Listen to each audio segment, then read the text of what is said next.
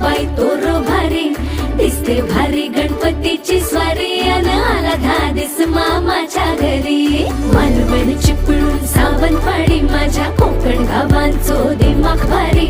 दिसते भारी गणपतीची स्वारी माझ्या कोकणा वाटे तुम्ही वलवा गाडी धमाधमान हाका गाडी माझ्या कोकणचो रस्तो नागमोडी कारी न येवा बशी न येवा नाही तर सुसाट आगीन गाडी मुंबई पुण्याचे रस्ते सोडा माझ्या कोकणा वाटे तुम्ही